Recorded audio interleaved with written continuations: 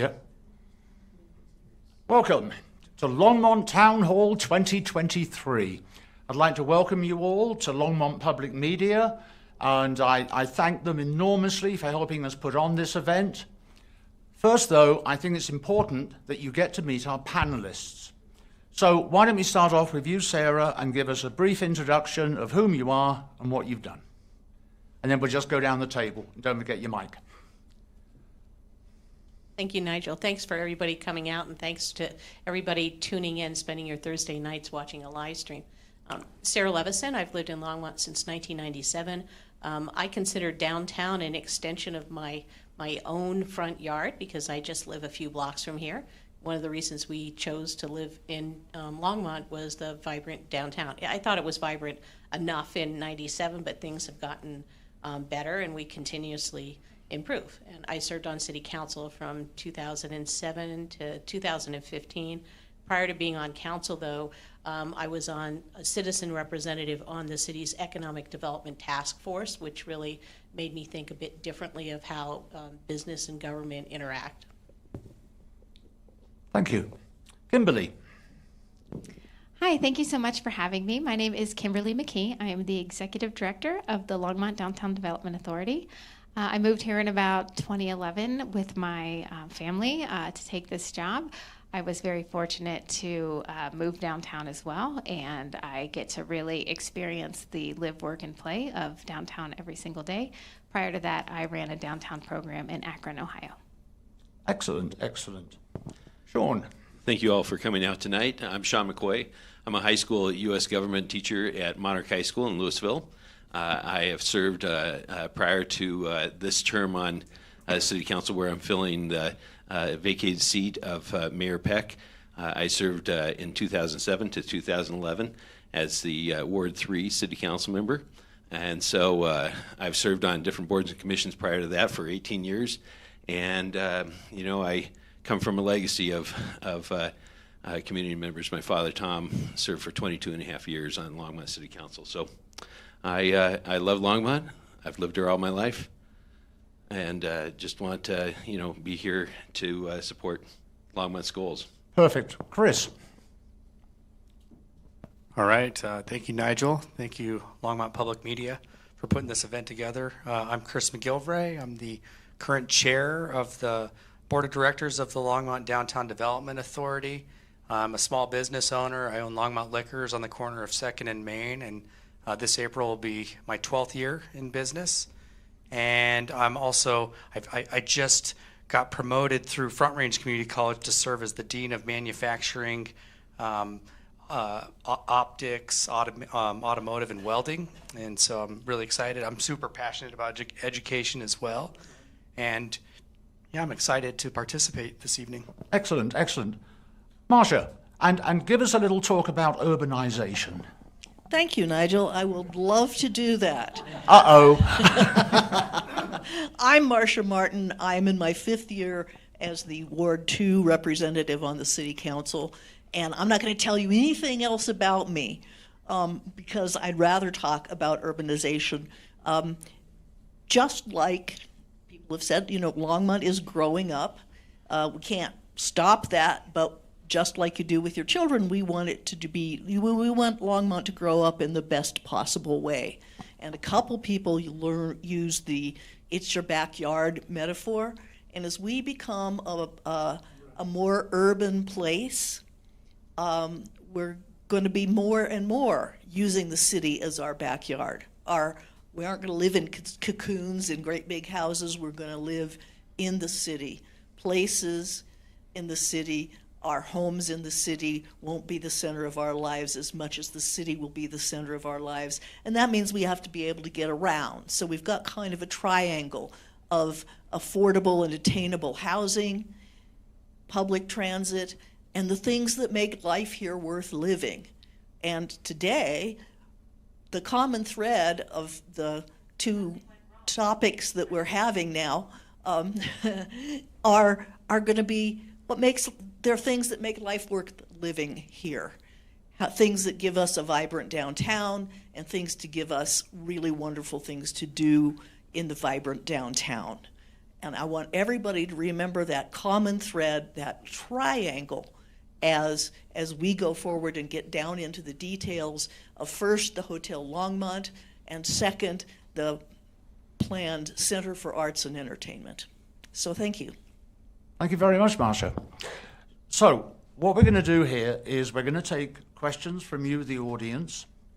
Okay? So if you have a question, please just stand up, because we have someone ready to hand you a microphone, which will definitely help. Let's see what happens. It's going to be interesting. Are there any questions? And there is a deathly silence. So we have a couple of written down questions, so let me get to those while people feel comfortable. Okay. First question, I think, is really, really important. Who are the people who are doing the hotel? Who'd like to take that one on? Is the question who is developing the hotel? Yes. Okay. So the hotel is being developed by a group called the Thrash Group. They are a company that has developments all throughout the country. They are based in Mississippi, but they do have one of their partners, and their son was, they are so interested in Colorado, he moved his entire family here. He's lived here for some time, and he lives in Boulder County. So there is Boulder County, although they're based in Mississippi. They do a line of boutique hotels, which this one will be. They also do a line of hotels called the Origins. They've recently built one up in Red Rocks Origins, and one in Westminster. They also do multifamily housing and other residential housing, but the other communities that they've done projects in, we've talked to a few of them. They have been extraordinarily happy. Those properties are quality built and working extraordinarily well. They did say when they came into Colorado, they were shocked that no one else had built a Red Rocks hotel. And so that is becoming a favorite of those that are coming to enjoy that amenity here in our state. Perfect. Anybody else like to jump in? Yeah, I'll just add to what Kimberly said. You know, the Thrash Group, when they were kind of vetting which communities would make sense for a boutique hotel, I mean, they looked at over 25 different downtowns across the nation, and Longmont rose to the very, very top. Of course. And it was because we had such a strong foundation in regards to Envision Longmont, the master plan of our downtown, and that's what they referenced. And so they had done their research, and that's what Kimberly and the board was really impressed with when we met with them, how much of that due diligence that they had done in advance to visiting our community. Excellent. Sarah, do you have something to say? Yeah, I did a little bit of research just reading on the internet and found that they did a project in Tupelo, Mississippi, which is a significantly smaller city than Longmont, even though it's the home of Elvis Presley. Maybe people think it should be bigger. They did also, I found interesting that, and I look forward to see what their final design is going to be, is they did a hotel renovation that was historic hotel. And they've done a project in Lexington also. And one thing I did note, though, is a couple of the Origin hotels now are part of the Wyndham chain. So my concern would be whether or not Wyndham would then acquire this. And I think that the angle that pleased the city council was that it was a family development group, and that we felt that we were going to get special attention and care, and it would be a big change from kind of corporate America hotels. So that would be the one thing I didn't realize that until I really started reading into all the Origin hotels. If I could just comment on that quickly.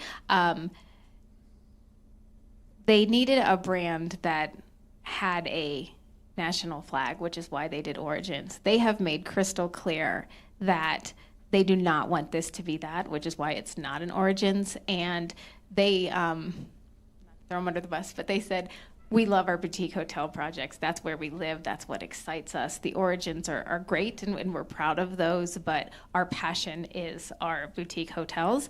And they really spent time walking around talking about making sure Hotel Longmont is a reflection of Longmont, and that it absolutely is talking, looking at local art and looking at that and really capturing what Longmont is. So they were very passionate about that. I understand what you're saying, but I think they were very dedicated to keeping this unique. Marsha. Thank you, Nigel. And exactly what Kimberly said.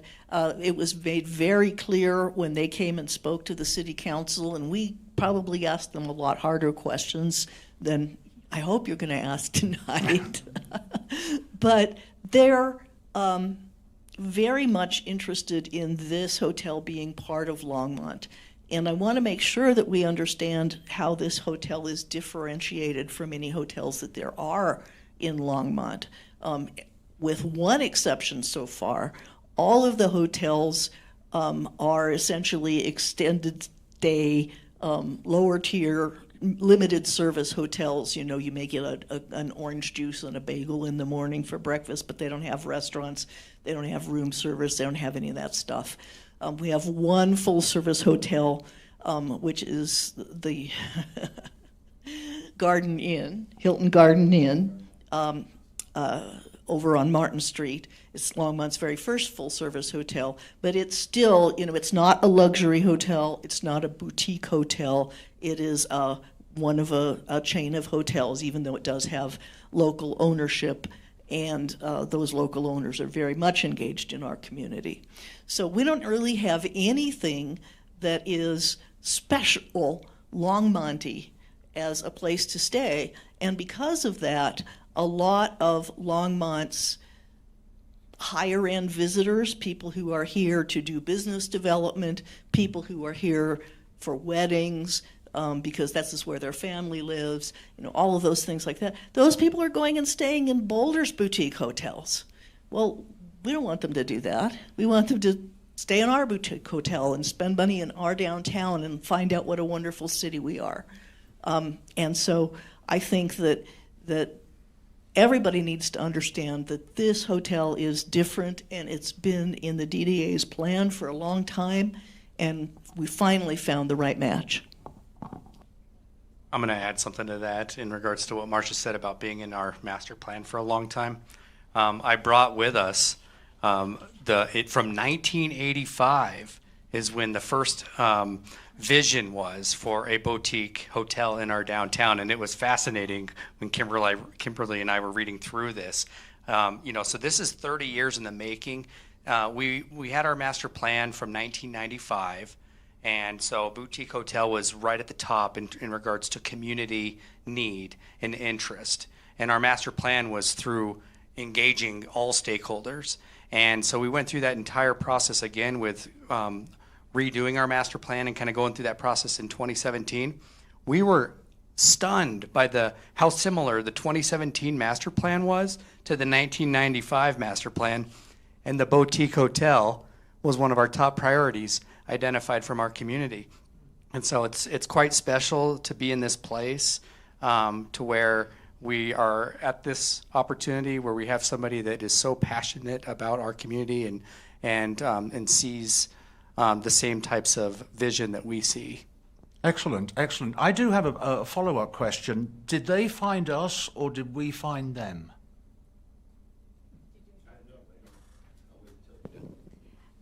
They found us. I will say through the iterations of our master plans, one of them said, you need to wait until the market is ready. You cannot force someone to come. And so we did. We were patient and we waited until the market was ready. They were looking for their next venture. I think Chris mentioned they were looking at about 25 different communities, and they came to us. And they started with LEDP, but they said we really want to be in the historic core of downtown, so then they turned them over to talk to Okay, us. excellent. This is not necessarily about the hotel itself. However, I think it's a question that is well worth asking. How do we know when development is good for our community and when it is too much or going to have a negative impact? Marsha. If I may, I really like to know how things work, and how a city works, and in especial how the downtown works, is that you have to have feet on the street. You have to have an essence of the community. The downtown has to be a destination. And it's what brings us together. That's where our best restaurants are. That's where our nightclubs are. That's where our really interesting retail stores are.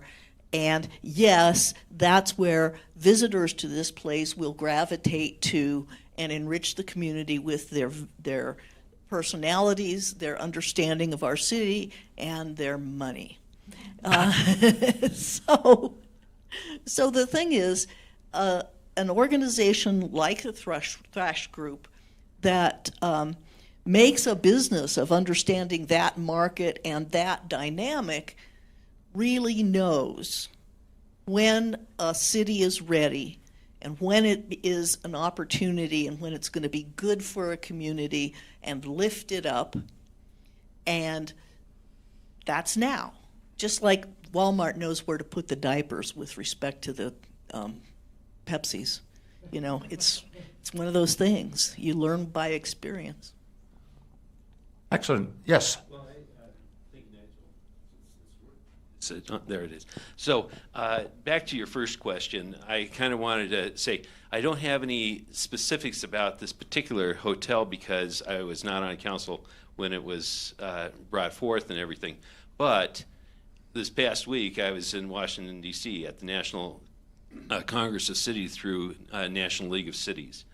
And what was most interesting to me when I was speaking to my counterparts from other communities within Longmont, like Wheat Ridge and Brighton and others like that, you know, we often hear people say, don't boulderize Longmont, and with this boutique hotel, we're not. We're just adding to the amenities of Longmont. But those communities there, you know what they said? They said they wanted to be Longmont when they grew up. And that was the most interesting thing. And so I really think that at this point, Longmont is getting to that place where we are able to put in niche markets, niche opportunities, and really make Longmont the special place we really want it to be. So I think this is an opportunity that we'll see how the whole downtown development authority area really is impacted by it. Marsha. I just have one really brief comment. I met with 4 environmentalists out of Boulder last week, and I just want to add that they said they want to be Longmont when they grow up. Why did I move to Longmont from Burford? Because it's Longmont. So I'd like to address the, if you want to read the question again, there's a specific part of that question that Yes, I'd like certainly. to address. How do we know when development is good for our community and when it is too much or going to have a negative impact? How to tell whether it's good. Sometimes what you think is good turns out to be not good. And I think it takes a bit of bravery. It also takes kind of wonky people. Marcia and I, it's great that they put us on either end of the table because we probably, between the two of us, you know, read a volume of books about urban planning and other things that are about this high. But I think that when you're looking at, I'm not going to say good versus bad development, what's clearly bad development is stuff that doesn't really fit in, that doesn't fit the character. Look at, if you go up to Loveland, there's a lot of things going on in downtown Loveland. And they have a downtown hotel, they have a big parking garage, they have apartments that surround a little plaza with restaurants and stuff, and it's all very nice. And I was walking around downtown Loveland in February and saw a bunch of signs. They're gonna take down an entire block of 2-story historic buildings with wonderful brickwork to do something else. And it's the way they're changing the streetscape there feels that they're hollowing out the soul of what had made a downtown Loveland very unique and charming. And I think that we have to be careful to see whether or not the shiny object is shiny, or is it going to tarnish quickly. And I think that good development stands the test of time. I'll also mention that I was in Lincoln, Nebraska last week, and they have a lot of, in the Haymarket section of Lincoln, if you've been there, that's kind of the old commercial depot area, and where they had a lot of the grain dealers and everything. And then there's downtown a couple of blocks away. And in the downtown section, they have these wonderful buildings from the early 1900s. And one especially was a former department store with a wonderful metal awning and beautiful decorative work going 8 stories high. We thought that they were just demolishing the back of it to maybe put parking and, save it. They are demolishing the entire block. And people feel that that community, where these amazing buildings that are solidly built and match the landscape, they're digging out the core of what makes the architectural fabric of that community that had lasted for over 100 years. And they're hollowing it out. And now anything that was there before that was part of the community conversation over time is now no longer there. So there's no conversation between old and new. And having just, and I'm not advocating that every building has to look historic or whatever, but I think you have to look at how what you bring in new reacts to the built environment that you have, and is it going to cause other changes to happen to say, this is the one model that we want. I also find that I'll confess that I have the degree that everybody jokes about. I have a bachelor's degree in art history. However, it did serve me in good stead, because I studied architecture, I studied philosophy, language, and the built environment, and art, and really the way, and a bit of urban planning. So the way people react to the built environment is very important, and it's a very subtle thing. So again, how we do things is just as important as what we do. And so good development will feel good in your gut. Bad development will be apparent over time. It will not attract what you want, and it will decline, and it will become less a part of the fabric of the community. Well, I was kind of raised on this sort of comment here that I'm going to make, and that is good that development has to pay its way. It really does. It has to pay its way with our schools. It has to pay its way with our community members. You have to be able to a good development, make sure that you have good workforce housing for people, you have opportunities for people and for their children. And we don't want it to be laid on the backs of people that are going to later resent it. So good development really must pay its own way. And on the back of that, I'd like to say that because of the very clever way that the incentive packages that were put together for this hotel, because every new business that comes into a city has incentive packages. Don't fool yourself. It doesn't happen without that. But this one, the business has to earn them. We don't invest anything up front. The only money that goes into that hotel as an incentive package is the money that the hotel produces that otherwise would go into the city coffers. So yes, there is an incentive, but only when the hotel succeeds.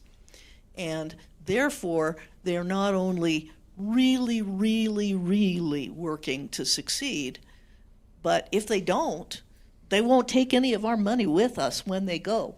And we'll get our stuff back and we can try again. Before I ask a couple of questions, is there anybody out there that would like to? I see someone with their hand up. Okay. Mike is on its way. Yeah, so I just had a question regarding the hotel. I heard that there is some space for meetings and I know that Longmont has a challenge of convention space, being competitive with other cities in the area. Just wondering how this hotel is maybe a partial solution and maybe potential solutions in the future for convention space, if that's also part of the consideration. Yeah, thanks for asking that. Yeah, I think one of the things as we looked at our downtown, we would sometimes get calls of folks that wanted to host conferences or smaller meetings and wanted to stay downtown, and we had no lodging options. At one point, we had a bed and breakfast, which was fantastic if you had up to 6 guests, but normally they were looking for a lot more. And when the hotel came and they were talking about the needs of the community, we have some real gems in downtown Longmont. If you have not had the privilege to go to the St. Vrain Event Center, which is on the corner of 3rd and Kaufman, it is the premier wedding venue in the region, I would say even maybe further. And they bring in wedding guests from all across the country, and they come for these destination weddings here in our town. They're often staying in other places. They're dark in the day, though, because they are right now a wedding venue. And they said, we really know that we can have some corporate business and some things, but we just need a little bit more of a synergy. The placement of the hotel, the addition of meeting space, and it's not a ton, it's maybe up to 5,000 that can be delineated into different things. But along with the St. Vrain, along with the Times Collaborative, which is another fantastic meeting space that is right on the corner, hoping that we're going to get a fantastic new owner of the Dickens Opera House, have that into the mix.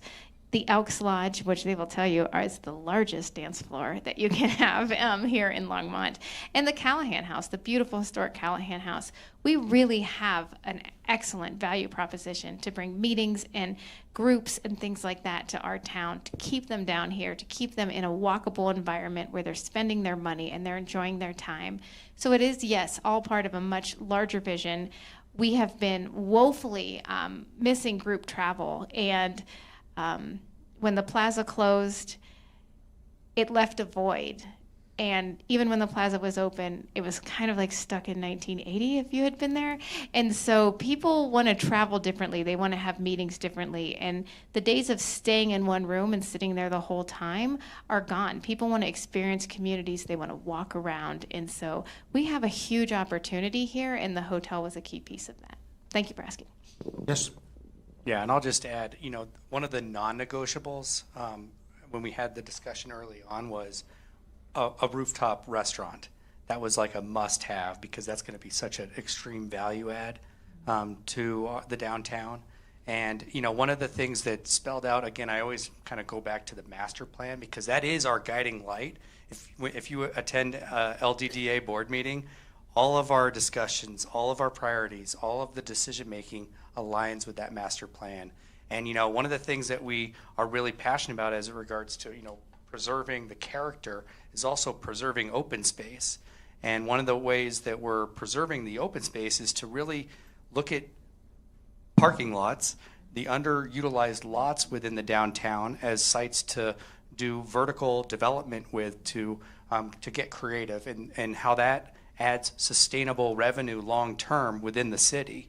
And so this project, it's exciting on so many levels, but it's projected to bring over $6 million in sales tax revenue over the next 10 years. It's kind of like the ripple effect. When you just think about the last time you traveled and you stayed in a hotel, there's high probability that you walked down the street to a restaurant, you went into the retail shops, and you invested in those small businesses. And so that's what really excites us, is all that local revenue and support to our small businesses within the downtown. Okay. It's interesting. You said underutilized. That car park is far from underutilized. And that'll get us into the parking thing. In fact, today I nipped down there and I took a couple of photographs of the actual car park full. And that's a Thursday at 1:30. Absolutely full. Both sides. And I posted this meeting on a Facebook group called Friends of Longmont. Oh no, sorry, you must come from Longmont if. Everybody was concerned about parking. Everybody.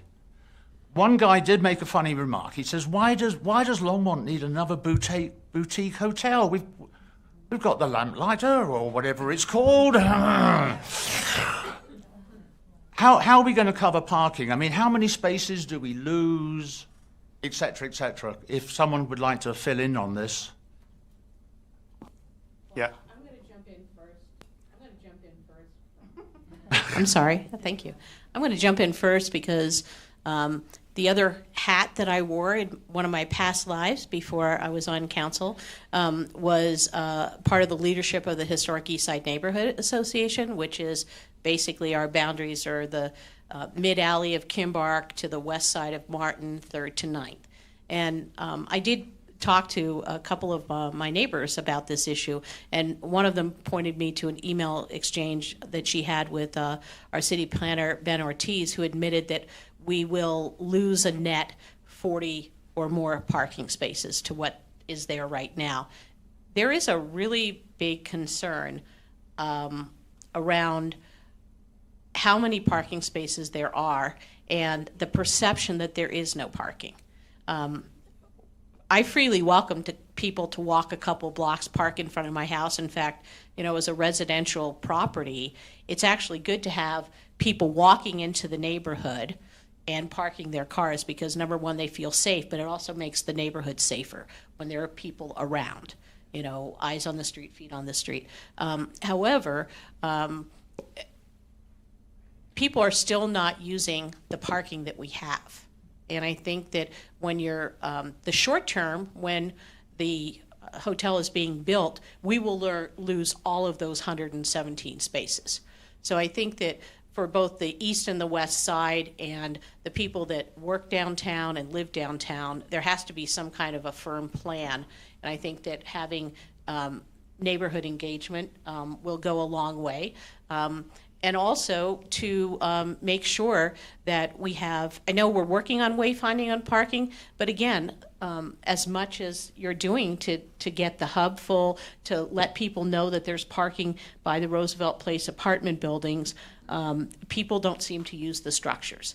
And lastly, I mean, the deal sounds to me, I'm a fiscal conservative. I've been accused of many things, but I'm happy to be accused of being a fiscal conservative. The deal financially sounds too good to be true, but I think that there are also some aspects of the deal that maybe weren't included in the numbers that are outside the numbers. And I'll talk to that if somebody wants me to talk about it. But I think that the issue of parking, and again, the community-wide perception that there is no parking downtown if you want to come downtown has to be, that narration has to stop, and we have to educate people to come downtown either a different way. We have a lot of free buses, but they don't run after a certain time. Maybe we need to do a little more. But that's, again, another one of those spillover discussions. If we're not going to build enough parking for downtown for a parade day, and a shopping day, and a festival day, all happening in the same day, then that's not sustainable. They always talk about churches don't build parking to house everybody to park on Easter and Christmas. Marsha. Yeah, I'm sure that Kimberly has the numbers better than I do or Chris does, but I feel like it's more credible coming from a council member than coming from the authors of the project. So I want everyone to know that from the moment the council improved the incentives package, that she and our traffic department and our EDP and its transit group have all been working on how are we going to go through the construction period without making it difficult for people to get downtown. And that runs from leasing parking places from other businesses that do most of their stuff in the evening for the people who work during the day. And that's all set already, right? You can just nod, Kimberly, that, yeah, that's mostly all set. And all the way to different kinds of public transit, because here's a not very well kept secret. RTD has kind of admitted that it can't do intercity transit in these outlying cities. It's admitted that it hasn't delivered for us, and it has to let us do something else. And there's a partnership program where they're going to help us fund something better. And that's going to take a while. But in the meantime, this gives us a good excuse to try out different kinds of public transit solutions that will show us what the best, most trustworthy, and most popular way to get people downtown without a car. Because, ultimately, part of this change from a suburb to a city means thinking outside the car. People in New York don't own cars. People in Chicago don't own cars unless they live in Chicago's own suburbs. We need to have fewer cars and fewer vehicle miles traveled. We're never going to be a car-free city, but we need to have alternatives that are fun, credible, and inexpensive to driving cars around. And oh, by the way, the utilization of downtown parking overall is about 50%. So, the businesses would be suffering if it were any lower than that. To Marcia's point here, there are American Recovery Act funds to go towards some of these inner city transit opportunities, and that's why I was in Washington this past week to find out about those, and we'll be talking to the appropriate city staff about how to make that happen and how we can access those funds. Parking. This is always at the top of the discussion when it comes to redevelopment. So we have so many discussions with our community about parking and how to address it within the downtown. It's one of those things, I can speak from my own narrative. I mean, in 2017, we went through the first in the South Main revitalization development, where we redeveloped Main Street. We learned a lot through that process. I mean, I couldn't get into my business for 2 solid months. There was construction all around me.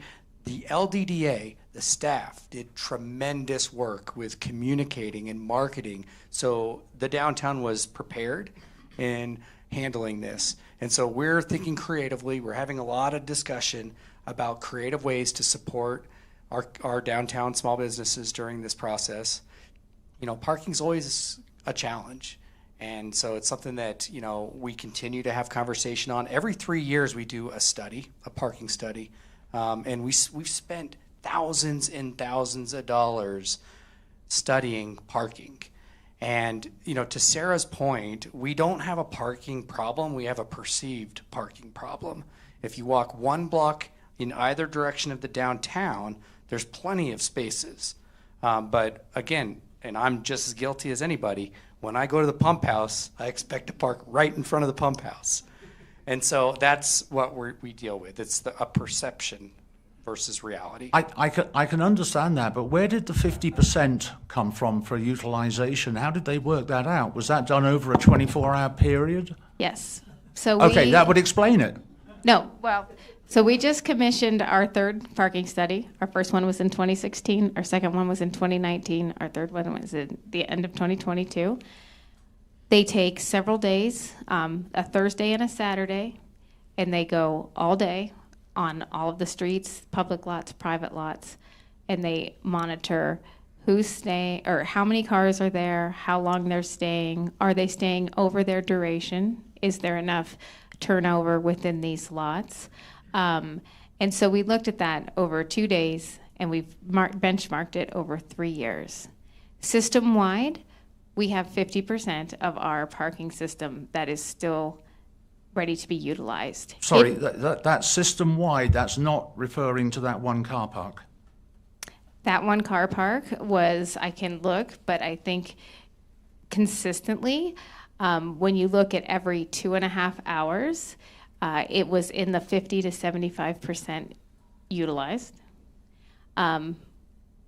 much within about 1/8 of a mile from this lot. There's about 750 other parking spaces to choose from, 1/8 of a mile. There's parking throughout the system, and we try to make sure that we have 15-minute drop-off spaces because we understand that sometimes people have mobility issues, and so we need to make sure that people can get dropped off.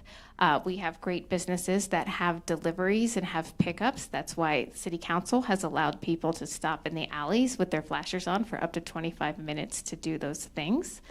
Our board has invested in a wayfinding signage program that was just recently adopted. We are going out for RFP right now. We will be putting parking ID signs at all of our public parking signs that make it very clear that it's public parking, how long you can stay. We will also be implementing a system of parking trailblazer signs that say more parking this way, this way, this way, so people can navigate the system. We have made investments in lighting to make sure that all of our public parking is better lit. We heard when we did some of these studies that they were dark, so we made sure that they were all much lighter.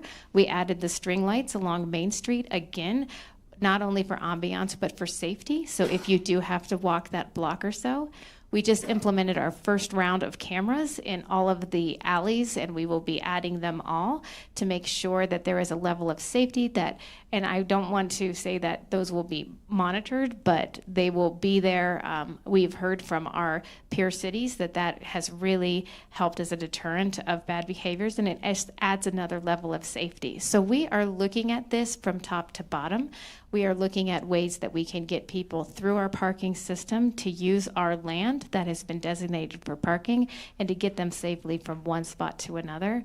We do understand that construction impacts are hard on businesses. I have two wonderful staff members, Emily and Del Rey, that work so hard to communicate about parking and communicate about constructions and let folks know what's going to be happening. We take that very seriously. We take people's livelihoods very seriously, the investments that they've made in our downtown. We'll work very hard to make sure people are educated. In that lot, there's about 55 permitted parkers.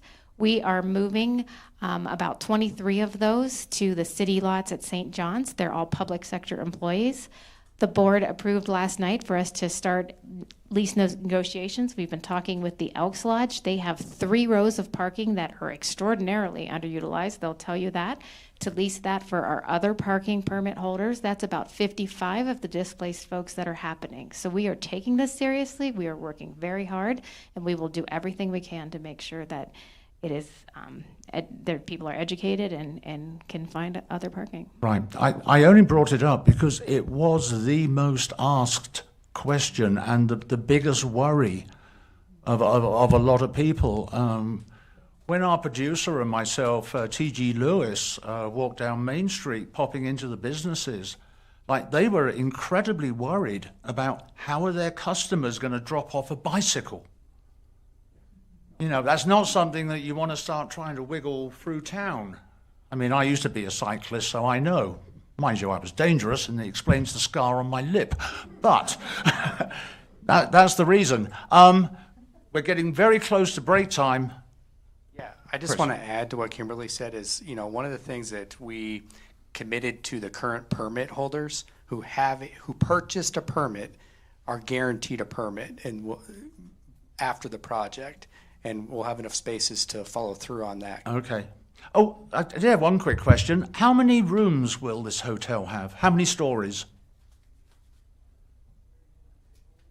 84 rooms, and it will be 5 stories. We'll have the rooftop patio. Perfect. Thank you. I'm going to address the parking issue.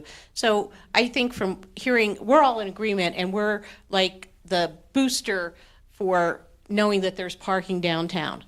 I think what we need to do is find a parking curmudgeon and match them with a parking concierge. And have them, basically what a concierge does in a hotel. You're smoothing the path. So when we find the critics, maybe we contact some of the critics that came on the social media site, that Nextdoor or Facebook page, and have a concierge. Or as the Denver Center, and frequently when you're in other countries, you approach a block and the next block there's a parking garage. It tells you how many available spaces there are. And I know there's also things about how much signage downtown and all that kind of stuff, and I'm not really in favor of a lot of electronic signs, but to make wayfinding better. And I know, for example, that when the garages have been full at the Performing Arts Center in Denver, my daughter's boyfriend knew of a parking lot that was 3 blocks away that we could park and voomp, hoof it those 3 to 6 blocks and get there. So I do think that these are all reasonable solutions. One thing that I would like to address is the fact that while it appears that the finances and everything have lined up, I do want to point out to people that during construction there's going to be major damage to the certain blocks with heavy equipment. And then my also concern is the alley. And we paid special attention to the alleys. There were big visioning sessions in the early and mid 2000s, and we did the permeable pavement alleys to make things drain and everything. That alley will be completely in shadow. And I want to see what the plan is to reconstruct that alley, maybe make it a bit wider, because a hotel like this will have a lot of trucks. And we've done such a great system with having the communal trash pickup and recycling. I want to make sure that we have a firm plan so that alley is not only workable, but where it comes out on 4th Avenue does not become a hazard to pedestrians and motorists. Absolutely. Is it quick? Yes, it's quick. Go. In fact, it's a parking lot, the other kind of parking lot. There's been talk of having additional town halls as downtown changes, and we should have one about engineering and what it means to a city's infrastructure to go through this transformation. And that's a whole other topic, kind of not good for bringing up at the very end of something. So let's make it part of the next one. That sounds like a wonderful idea. And in terms of finding parking, I'd just like to close with also, there's an app for that. Now, see, the thing is, I've got all your addresses now, so when I have trouble parking down here, I know exactly where to go. Okay, we are now going to take a 10-minute break. I'm pleased to say that Jonathan Duane is here, and he's actually going to sing us a short song. So he needs to quickly set up, so we're having a 10-minute break. Then we'll be back for Jonathan Duane, then just a quick move his stuff, and we'll start the second half talking about arts and entertainment. Thank you very much, and we will be seeing you in about 15 minutes. Thank you.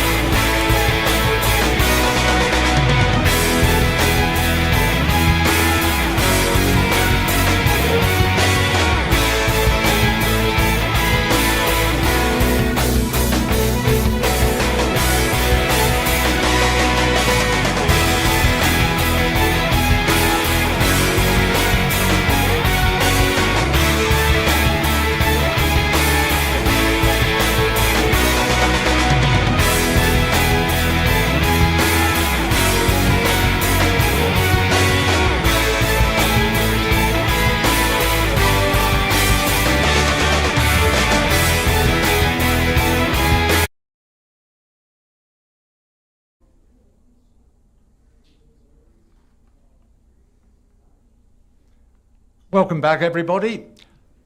Jonathan and myself had known each other for a couple of decades because we used to work together, but this is a side of Jonathan I have never seen. Let me introduce Jonathan Duane. Thank you. You know, we all look for places, someplace where we're going to belong, where we'll be understood better, where our dreams will come true, where we'll find our El Dorado.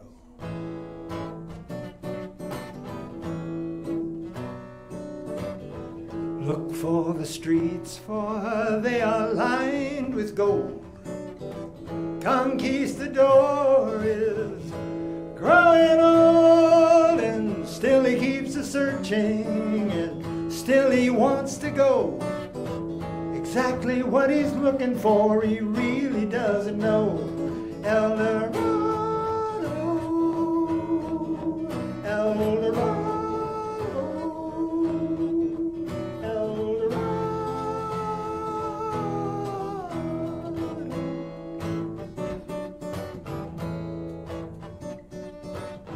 Look for the faces that are smiling through.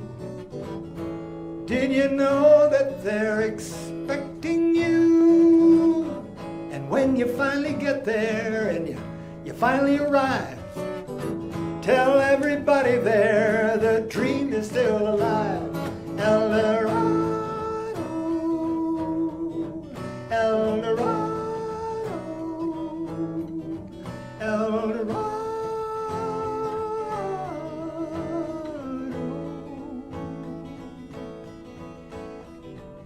And if it seems you can't reach your dreams, step back, take a break, but don't give up. And then celebrate all the places you've been, even the dead ends. It's all just a part of following your heart.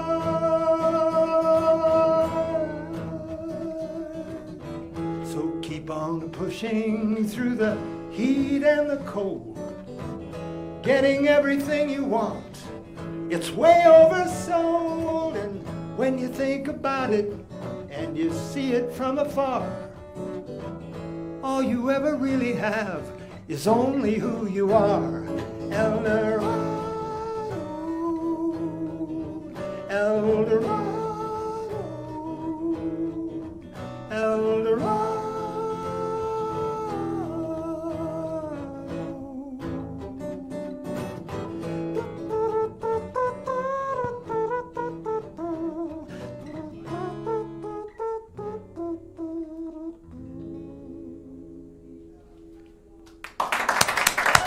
Thank you very much.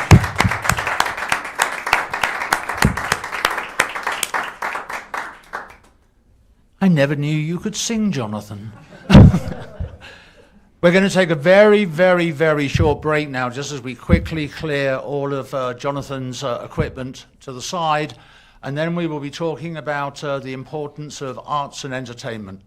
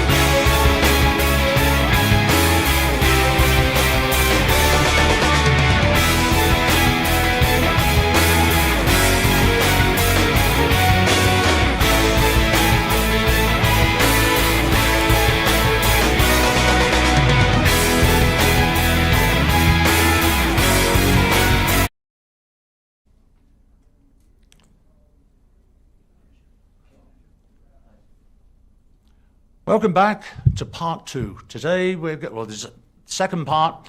We're going to be talking about arts and entertainment and how important it is for a town. Having done a lot of work at the Longmont Theatre Company as an actor, director, a tech, it's always satisfying from a performer's perspective to hear that audience applause and to see those happy, smiling faces. It turns the cast on, and you can tell that the audience has had a really good time. So, we have got a slight change now. We are now joined by Elliot Moore, who is taking over from Chris. Elliot is the conductor with the Longmont Symphony, and he also wants to give a little talk about how important the arts are. Elliot, over to you. Thank you so much. So my name is Elliot Moore. I am the conductor of the Longmont Symphony Orchestra, and also I am the designated spokesperson for the Longmont Alliance for Arts and Entertainment. And I would like for you all to imagine the following scenario. Longmont's mayor was absolutely overjoyed to learn that Weird Al Yankovic's stay in Longmont was going really, really well. Following Weird Al's morning children's book reading and signing at the Longmont Library, he had been genuinely impressed with the level of talent displayed at the afternoon's master class that included St. Vrain Valley School District students. Weird Al had coached an array of students from across the district who had both sung and presented him with their comedy routines before they went on to the world's largest stage, America's Got Talent. Several hours before the show, the now typical influx of people from outlying communities filled Longmont's downtown shops from Ken Pratt Boulevard all the way north, excuse me. Businesses were thriving. In fact, many new shops had opened since the center opened just 12 months before. And in the center's first year alone, the center impacted Longmont's economy with increased earnings of $3.5 million. It was uplifting to see the influx of outsiders creating revenue for businesses here. Sure, there had been some tough times economically before the construction of the center, but like always, the economy ebbed and it flowed. We had been in an upswing for the last 5 years, and everyone was glad that we acted when we did, because we had created a new economic engine that was paying dividends for Longmont. The rising tide was indeed lifting all boats. Well, that is a pretty rosy scenario, right? Let's separate a little bit of fact from fiction.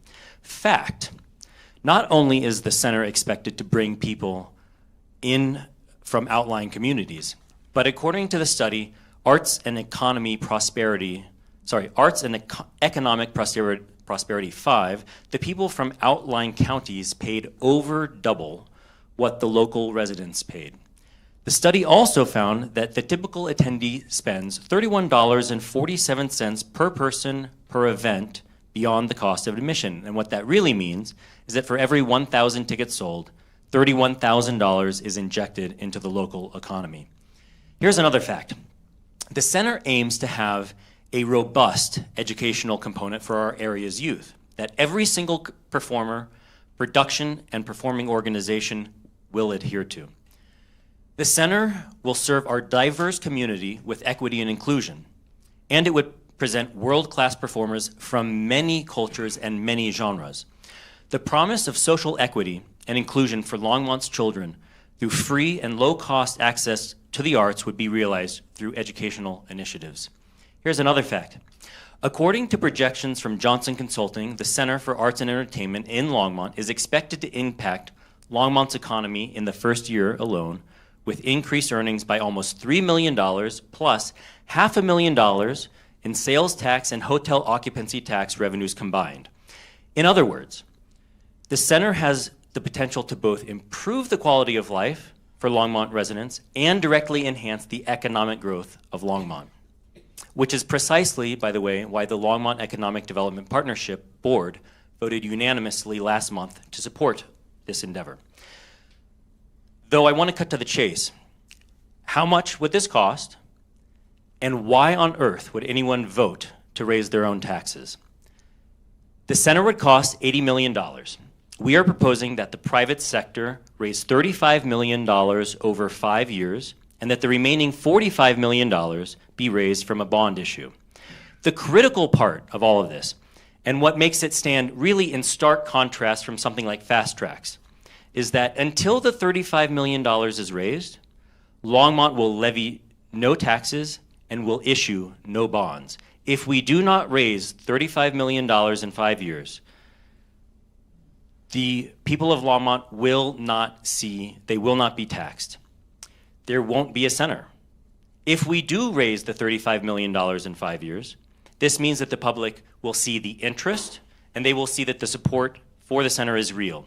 And also, the people of Longmont would get this facility at approximately half its actual cost. Nationally, the arts play a critical role in our economy, and the time is upon us to embrace the role that the arts play in our local economy. The time is upon us to literally and figuratively put the arts on the map here in Longmont. Thank you. Perfect, perfect.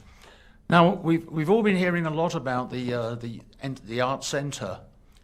Who would like to give us a brief overview about where you're thinking of putting it, etc., etc.? Anyone like to take that one? Marcia. Thank you. I'll take that. One of the earliest things that the capital campaign, that is part of the $35 million, would do with the money raised would be to secure land in the downtown arts district. So we have a plot of land identified, but I'm not going to tell you where it is other than it is in the downtown arts district. So it's no secret. And the reason I'm not going to tell you precisely which plot of land it is because I don't want the price to go up. And also, there are several really good candidate plots of land in the DDA and the Arts District and the Enterprise Zone. So there are many financial incentives and several candidate spots. But they're within walking distance, within shuttle distance of downtown. And those of you who were here for the first session know that we've already explained to you how important feet on the street downtown and the vibrant nature of the culture really is. I want to just tell a story from my own ill-spent youth, which is I lived in St. Louis, which had a wonderful symphony orchestra. You may have heard of them. Also a really vibrant theater review in a different building, and I was young and lived in St. Louis's ever fashionable Central West End, and my friends and husband and I would go down there almost every weekend to hear either the symphony or to hear a review or a musical comedy or a serious play once in a while. But then those things all ended at about 10:30 in the evening, and we weren't done because we were young and ill-spending our youth. And so then what we did was we went downtown to the in the Arts District, and we had dinner and we had drinks, and we listened to other musicians that were local performers of all types. At the time when I lived there, there was a big blues and ragtime scene in St. Louis. I don't know if it's there anymore, but wow, that was a way to live your life, and I would like to spend my last days in Longmont living that life. So I'm just telling you, it's one of those rising tides that's going to lift all the boats. Sean. So for 17 years, this has been a goal of mine since 2006 when Peter Schmidt and I and others were trying to get this off the ground. And, we had different areas that we thought this might possibly happen. But I can't think of a better spot for it to be is somewhere along Main Street in the Longmont Downtown Development Authority area. Because I think that that's an area that we are going to have so much going on, from the transit site to the just a vibrant downtown that really seems to be taking off. And so I really want to see this happen, and I like the idea that It's coming in at half the price. I think that's well thought. I was really impressed with the fact that you already have an organization out there that's actually trying to get that. We have people that would like a whole lot of other things in the community, but they're not organized. You guys are organized that are part of this, and that's critical, especially if we're trying to put it on the ballot so that people can decide, when they get their $35 million, are you ready to then start, taxing yourselves? And I think this is the thing. Now, yeah, in 2008, I think what kind of cut us short was the Great Recession, and so it just kind of fell off the radar. But I really think that that this is the important aspect, to Marcia's point, of being able to have little businesses out there starting and to have places for people to feel that it's their cheers moment where everybody feels, that's their spot and their opportunity to have a place where everybody knows your name and you're out there. And that sort of thing is really important to a community, and I think this gives real identity. So. I sometimes get feedback from various people, and one of the things that I will get feedback on is, but Elliot, wouldn't it make more sense to do this where there's just a ton of land like that? We can build a lot of parking, right? And what I very nicely say to these people that say that is that to me what that does is that forces people to drive to the arts and then get in their cars and drive back home. And what I am passionate about is, yes, I do love hearing people applaud, but what I really love the concept of is how the arts impacts its community, right?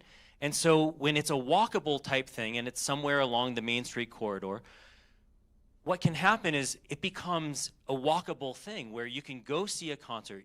And by the way, let me just say this right now, because while I am a classical musician, I love jazz. That's what I love. I can't wait to go see jazz there. It's a center for the places that are here, the organizations that are here, the Longmont Symphony, Centennial State Ballet, Longmont Chorale, et cetera, et cetera. It's also a place, it can be a place for film. It can be a place for the exceptional popular music scene that we just experienced here this evening. We want it to be a place for culture, not just classical music, right? So while I happen to be the spokesperson, please understand that it is for all culture, for different, for children, for older people. But the idea of it being walkable, attached to businesses, to me, that is what drives me. And if we can accomplish that goal, then the economic impact, it's going to be the arts that are transforming Longmont. And that is what I want to see. You surprised me you like jazz. I had you as a heavy metal man. It's absolutely true. It was kind of interesting. Before the Speakeasy, it was called Cheers, owned by Sandy Rogers. That used to be my local watering hole, even though I lived in Burford. And every Wednesday she had open mic. The talent in Colorado is unbelievable. We have got some of the most special musicians around. To see four people who've never met go up on a stage and play together and be almost note perfect. We used to sit at the bar and just, jaw drops, because it was some of the most amazing music. I will say this though, Speakeasy, if you like jazz, they have some of the best jazz bands. I know the Speakeasy. Sorry, Sarah, I know you wanted to jump in. Well, so I hate to throw a wet blanket on things. However, I'm a bit of a skeptic. I understand I have two kids. One of them is getting a doctorate in musical arts, and she's a classical clarinet performer. I have another one who's an actor. And so I wholly support the arts, and they've been graced with a lot of great opportunities here. I've been to a lot of performances for Longmont Symphony, Centennial Ballet, Longmont Chorale. Everything's great. I'm thinking that there are so many things that are going on the ballot this fall that people are going to have to make some hard choices. And there is an upper ceiling on where we will get to property taxes. I don't know, some of you, I'll say there's a house up the corner from me that sold for over $1 million. My house is not really $1 million house. And I'm just looking at myself, my neighbors, our conversations about affordable housing, attainable housing. There is a cost to everyone in the community when you're raising property taxes or potentially raising property taxes that'll kick in some future year. We have potentially 3 or 4 taxation issues coming up on the ballot. And I think the cumulative effect when people add it up, people are going to make some choices. And I think that a lot of people with the downturn in the economy and some pressures in banking systems and the cost of construction now, this may not be the right time for this. But I'm also thinking that this had been a goal even prior to the event that you and I have been talking about from 2006 at the Longmont Theater. There was a visioning process in, maybe it was 2004, Community Charrette, where we talked about how, and Doug Brown, our former city council member who's deceased, envisioned Longmont with a downtown or a corridor Main Street that went from basically Pike Road all the way to 66. That was a vision that has been sustained and really caught fire with people in the community. Even now that he's been gone for several years, he hasn't been in office since I think he left office in 2005 even. So a lot of people don't even remember his name, but I think that was a vision that all of us shared. I also am looking at some challenges in the arts community. My older daughter got her master's degree from University of Northern Colorado in Greeley, and we attended concerts that the university was paying to use the Union Colony Civic Center auditorium in Greeley, and then the university built an entirely new performance space, which is fabulous. If you can go up there to see a free concert anytime the university orchestra or a symphonic band plays, go up and see it.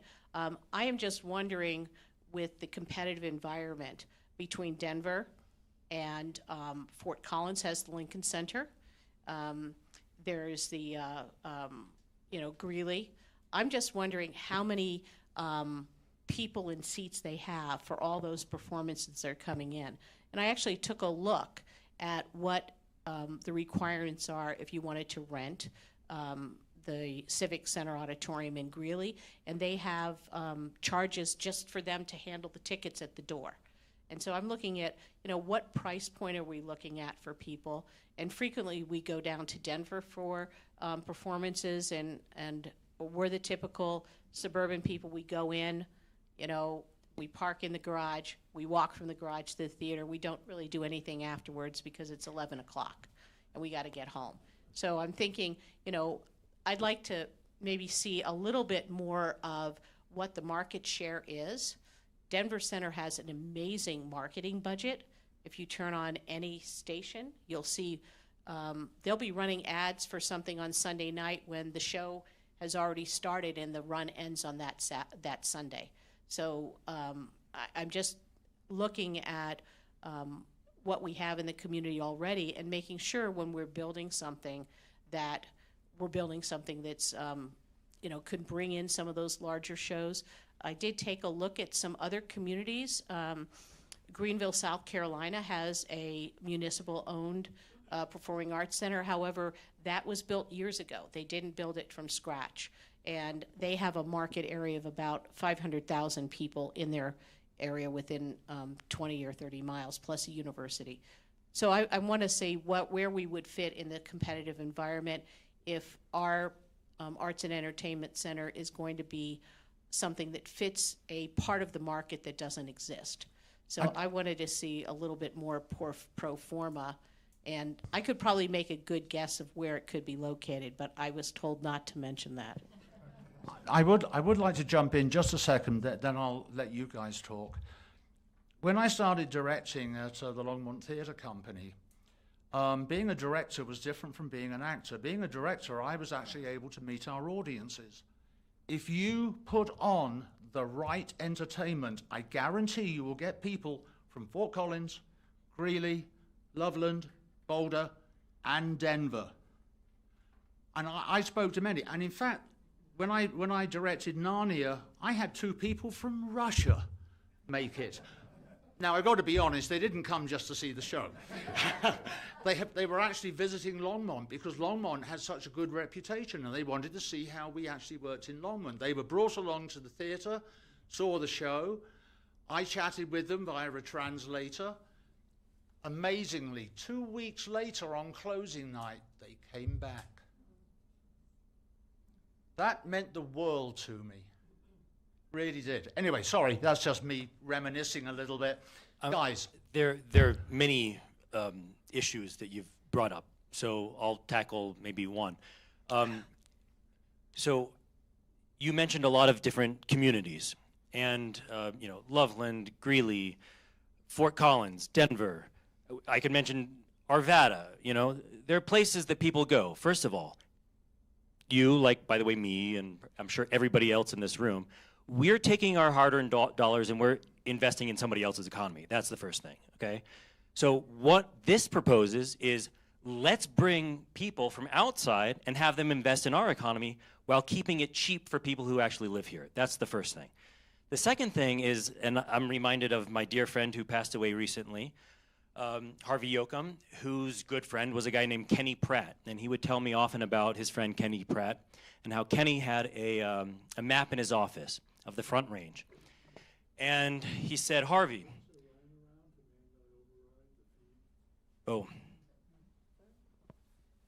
so Harvey, what Kenny would say to Harvey is, listen, this is Front Range.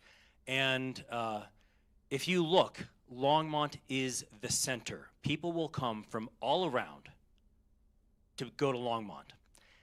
Of the places you listed, I didn't mention Boulder, by the way, Longmont is dead in the center. And so what that presents is the opportunity to bring people from all of these other environments to a place where there's 50% use of the parking spaces. Okay, I'm just putting that out there. So this is a great place for this to happen. And in terms of programming and whatnot, I mean there are many ways that I could answer that question. After spending $150,000, this is totally feasible here. That is the answer. And by the way, here's another thing. Timing. Oh, it's a bad time. Was it a good time to spend $150,000 to see if this was feasible right before a worldwide pandemic? Isn't it amazing that here we are, just a little while later, here we all are, no mask, we're all happy, we're all healthy, and we can meet again. And I think that the time is now, because the economy does ebb and it does flow. And who is to say what is going to happen in 1 year from now or 5 years from now? And if the economy is really bad in 5 years from now, you know what? We're not going to get $35 million, and the people of Longmont aren't going to be taxed. I would just like to say, Sarah, are you the reason we can't have nice things in Longmont? No. I am not, Marcia. That'll be fighting talk. I am not. I'm just kind of a realist sometimes. Well, yeah, I think that's what I mean. So what Elliot is saying is absolutely true. And even though he began with Weird Al, we haven't really talked about filling the non-local spaces with outside acts. But in fact, it's very possible to have Wednesday matinees and Wednesday evening performances of troops that are on their way out of Denver, out of Fiddler's Green, out of wherever they had their big performances, and they'd like to make up a little bit of travel time by stopping in Longmont on the way And that is in the plans as well, and will really enrich the cultural scene in Longmont. But I'd like to say just one more thing about Elliot's big point about parking, because if you go to Mackey, which is the only place really close to here, where you can have a big performance in a big theater, you spend half your life parking, and then you spend half your evening after the performance just getting out of the parking, let alone, you're driving home in the wee hours. So no, you're not stimulating the local economy when you go to those performances. Longmont is way too far. I'm sorry, Fort Collins is way too far. Greeley's pretty far. And Denver's really far and has the same parking issues as Boulder does. But you know what? If you turn around and go the other way, it's not like that.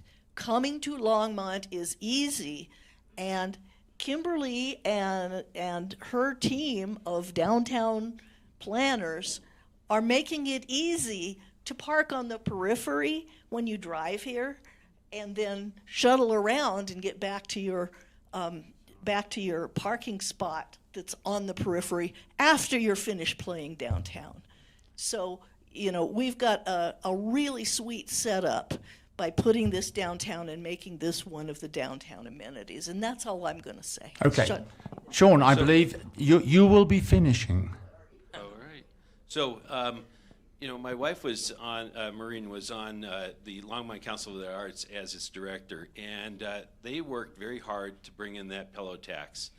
And to Elliot's point in regards to how the big picture idea of having people come here, stay here, play here, and then leave, that's really what it's about, trying to make sure that these opportunities are out there.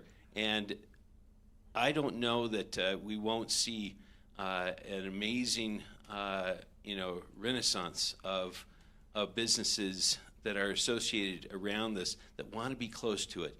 But we had our conversation just about a boutique hotel and all of the benefits maybe potentially of that. And I agree, we have to be fiscally prudent. And I always respected Sarah's opinion on that, and she's right. We have to be wise about this. But one thing that I see out of this group, and there are a lot of groups out there that are trying to vie to put things on the ballot, this group's organized. And if these other groups want to have those same things, they have to be organized, and that's really critical. Perfect. I think it's important. We've got time for one question. Let me help Sarah with some figures. The Denver Performing Arts Center is a 501c3. A lot of people think it's owned by the city or the county of Denver. They're involved in it, obviously, and it was formed by some people a long time ago, SCFD, all of those people who did that. It takes in around $54 to $58 million a year. It makes $1 million. Its ticket sales are $28 million. Now, that has to be part of ticket fees that you feel on that ticket, because each organization in the Denver Performing Arts Center, like the symphony and the ballet, they're all separate 501c3s, and they all have their own ticketing service. I know because I work for the Colorado Symphony Orchestra, okay? The Buell, all of those are separate. Their salaries are $13 million. They take in $8.2 million in grants and $8 million in contributions, and it goes on and on and on. Their education fees run about $500,000, which is kind of surprising. You think it would be bigger than that, but their education system is very good. That's their classes and everything that they have. The Fort Collins Lincoln Center is owned by the city of Fort Collins, so finding the finances is more difficult because it's wrapped up in city financing. The same with Greeley. The Greeley Stampede does really well. It takes in it has assets of about $9 million, but it owns its own facility. You didn't throw in Cheyenne, Wyoming. They remodeled. They have a 2,600 now seat. Symphony plays there, so that is also part of the market. Denver has a unique relationship with New York. It's one of the only ones, it is one of the only one in the country. You will see a pilot play or a pilot musical at Denver Performing Arts Center before they see it in New York City. It's kind of like the old Peoria, Illinois thing. If it plays well in Peoria, it'll play in New York. It's kind of that way with Denver now. And a lot of people don't know that, but Randy Weeks, who's now deceased, was the person that started those relationships. So it's really unique, and you're not going to throw that out the window. At one point, when I worked for the Colorado Symphony Orchestra, which was 20 years ago, it was the 3rd largest box office in the country. So your question is, am I going to pay $55 to $150 for a ticket in Longmont, or am I going to drive to Denver and see a New York City tour company? Also, the Denver Performing Arts Center pays on their tax statement. They pay 5 touring companies $1 million. I don't know if that's just the fee. There's other costs involved in that, of course, housing, hotels, et cetera, et cetera. So yeah, you're right. You need to know. You need to have your thumb on the heartbeat of exactly what your market is, who you're going to attract, and more importantly, in Longmont, who's your audience? Who's your audience? Are you going to, I'm hearing tourism. I'm hearing bringing people to Longmont. That's one facet. But what about your local audience? Who's your audience? By the way, Elvis Presley in Mississippi sees over 100,000 visitors a year. How do I know that? My family's from Mississippi. So I would be curious with the statistics you pulled up to actually see what our leakage is from Longmont. Exactly. You know, and I don't know whether or not the study that you guys commissioned showed what our leakage is. Like I don't think we're going to get Fiddler on the Roof. We're not going to get, Frozen coming to Longmont. However, I'd like to see for what the goals are for this, where our leakage is. Like, are people from Longmont and are people from Boulder and Erie, Lafayette, Louisville, where are they going, and what are they going to those places for? The other thing is, I would really like to see the numbers, and it wasn't very transparent when I went on the City of Greeley website to really know when UNC built that new performance space, how much the City of Greeley lost in revenue. It's really difficult when these kinds of, whether you call them performing arts centers or concert halls, it's really difficult to find the finances unless it's because it's wrapped up with a university. It's like Colorado Shakespeare, the Mackey, they're all part of a university system. So they're all wrapped up into those finances. That's the same with City Fort Collins. It takes an unbelievable investigative reporter to call and get those figures, but you can get them if you really try. Being a former reporter, I know. The other thing... I do hate to interrupt, but fine. we really must think about wrapping this up. Mm-hmm. I think that one thing that we do need to understand is, because I can't see you. Sarah? Is that who you are out there? No? Faye, I'm so sorry. Can't see you.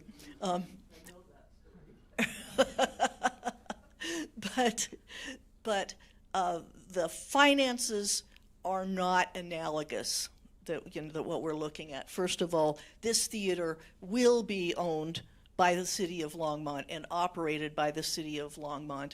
The sales tax that will come along with it is enough to not only do all of the building maintenance over the 20-year expected life of the building, but also to be able to cover any operational shortfalls in the building. And I spent most of yesterday finding this out in terms of the spreadsheet people in the city who figured out how big that tax had to be, and they're going to true it up. But I'll tell you who our audience is. Our audience is our seniors, and most of all, our audience is our children, because I don't like things that are only for privileged people. And I'll tell you that because I can afford to go down to the DCPA and see whatever is going there that is good enough to entice me to make that trip.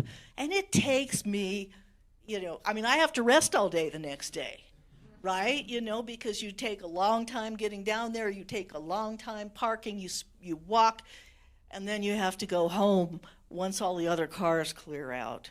You know, that's not going to happen in Longmont, but, you know, we don't have to compete with that, because the thing that's really true is that our not privileged children and our seniors who are living in subsidized housing, are not owning cars, are too old to drive automobiles, they're not going down there. They don't see it at all. And I don't know, I'm somebody that live performances are the only way to go.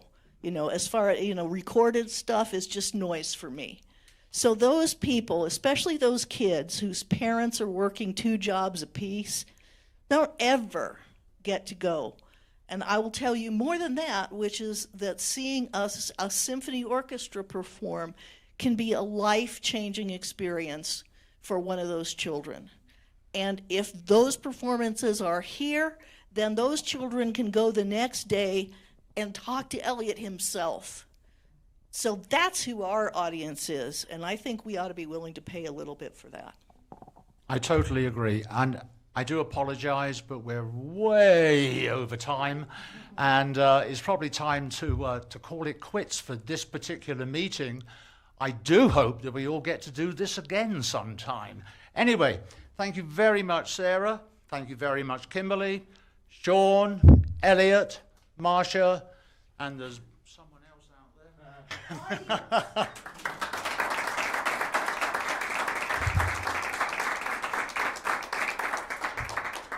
And if you are interested in learning how to create a film, make a movie, make a documentary, Longmont Public Media is the place for you to sign up. They can take you through the whole process. They can teach you how to do the whole process. And they have some wonderful equipment here. And as a member, you get to use it. Nice. Anyway, I'm Nigel Aves. Thank you very, very much for coming out tonight. Those of you at home, thank you very, very much for watching.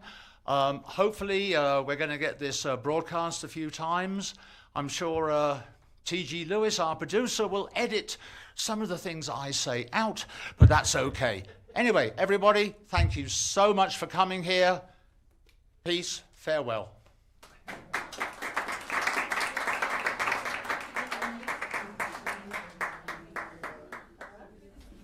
Oh, I didn't know.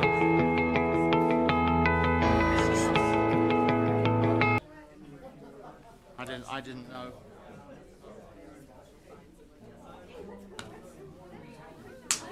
Thank you.